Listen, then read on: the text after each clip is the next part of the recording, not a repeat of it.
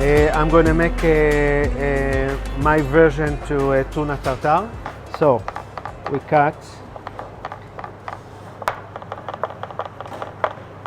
What I'm using is as a spices for flavor and also for texture is the smoky aubergine, eggplant, a little bit sour cream, chili, and I mix it.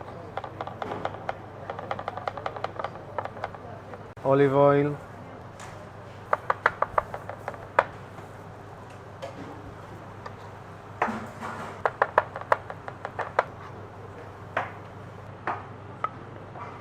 Okay, we need a little bit olive oil.